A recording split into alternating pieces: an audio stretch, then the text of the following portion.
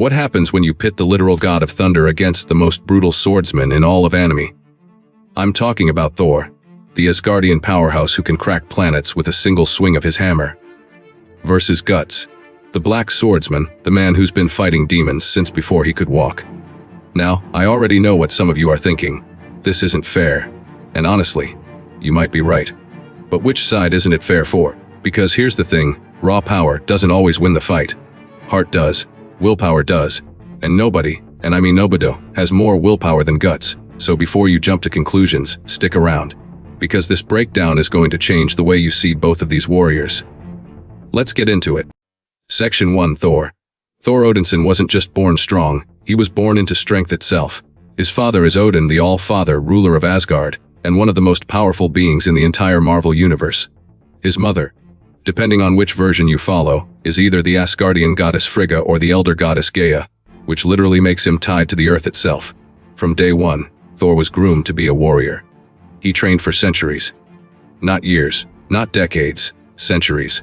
While Guts was fighting mercenaries, Thor was battling frost giants, fire demons, and cosmic threats that could wipe out entire civilizations. And let's talk about that hammer, Mjolnir. Forged in the heart of a dying star, this weapon doesn't just hit hard. It controls lightning. It can open portals, it can fly. And only those who are deemed worthy can even pick it up. That alone tells you something about the man holding it. Thor isn't just physically strong, he's cosmically chosen. He's had the Odin Force, the Thor Force. He's been the Herald of Galactus, and at one point, he became the All-Father himself. His power ceiling. There basically isn't one. Every time you think Thor has peaked, he levels up again. That's not a warrior. That's a force of nature wearing a cape. Now let's talk advantages, because Thor has a lot of them. First and most obvious, durability. Thor can survive blasts from celestial beings, he's tanked hits from the Hulk, and he literally withstood the full force of a neutron star in Infinity War. His body is built different. Asgardian physiology gives him superhuman strength, speed, reflexes, and a healing factor that lets him recover from injuries that would kill almost anyone else. Then there's his combat experience. We're talking thousands of years of warfare. Thor has fought everything from street-level villains to multiversal threats. He's led armies. He's defended realms. He's died and come back. His battle IQ is off the charts, and people tend to forget that because he sometimes plays the lovable goof. But make no mistake, when Thor gets serious, the ground shakes. Literally, he can summon storms that cover entire planets. He can channel enough electricity to power a galaxy. And with Mjolnir or Stormbreaker in hand, he can redirect that energy into devastating, focused attacks. Speed-wise, Thor has reacted to things moving faster than light. He's fought Silver Surfer, kept up with beings who travel across galaxies in seconds. So yeah, he's not just the slow, heavy hitter people sometimes make him out to be. Thor is the complete package. Power, speed, durability, range, experience, and a weapon that might be one of the most dangerous objects in all of fiction. Section 2. Guts. Now let's flip the script. Let's talk about Guts. And if you don't know his story, buckle up. Because this man's life is basically a masterclass in suffering.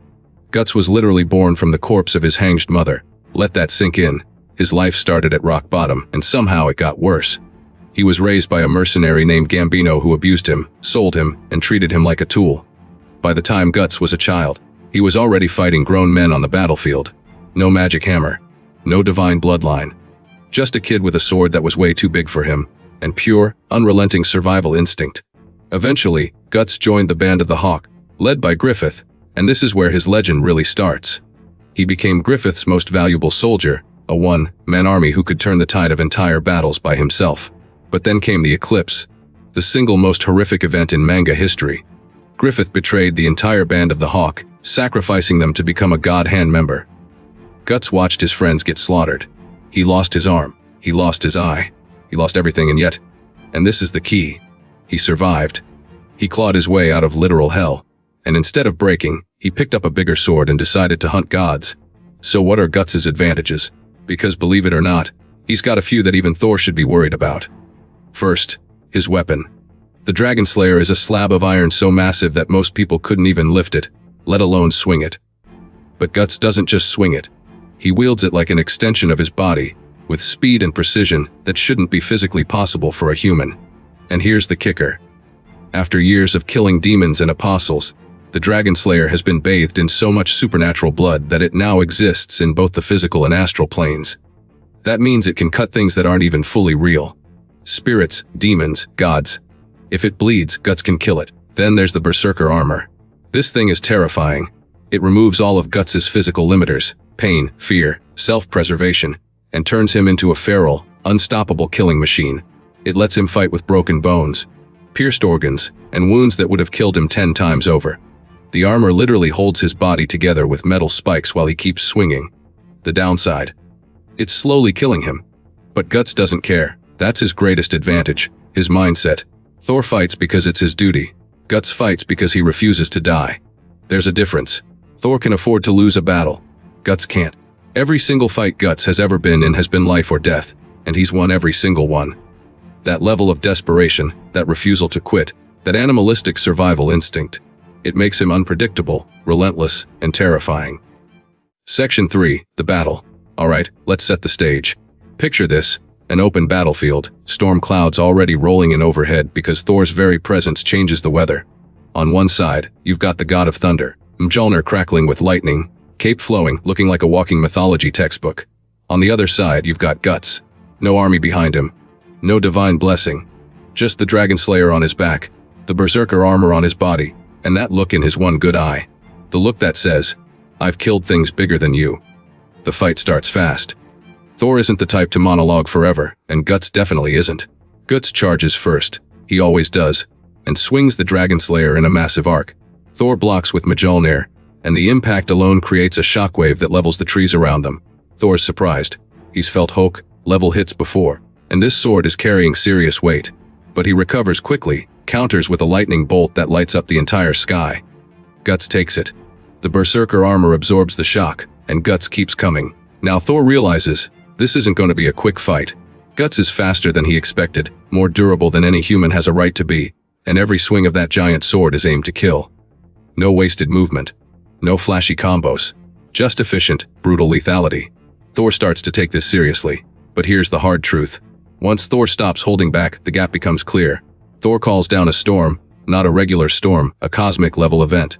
Lightning rains down from every direction, the ground cracks open, and the wind alone is enough to throw cars across a city. Guts digs in, the Berserker armor keeping him standing, the Dragon Slayer planted in the ground like an anchor. He's surviving. But surviving isn't winning. Thor closes the distance with blinding speed and hits Guts with Mjolnir square in the chest.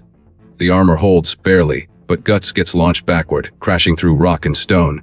He gets up. Of course he gets up. He always gets up. But his body is breaking.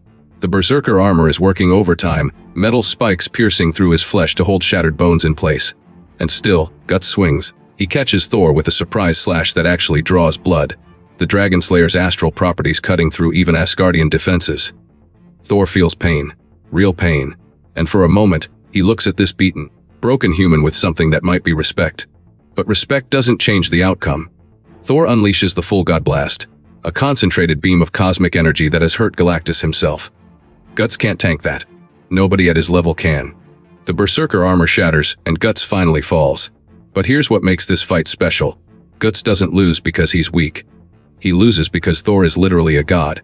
And even then, he made that god work for it. He made that god bleed. And in the world of Berserk, making a god bleed is the greatest victory a human can achieve. So there you have it. Thor wins this fight, but don't you dare call it easy. Guts pushed a literal god to his limits, drew blood from an immortal, and refused to stay down until his body physically couldn't move anymore. That's not a loss. That's a legacy. Thor walks away with the W, but he's going to remember the human who wouldn't quit, the man who fought gods not because he could win, but because he refused to kneel. So who do you think takes this? Are you Team Thor? Team Guts? Or are you one of those people who thinks Guts finds a way no matter what? Drop it in the comments. Smash that like button if you enjoyed this breakdown, and subscribe if you want more versus battles that go THI's hard. I'll see you in the next one.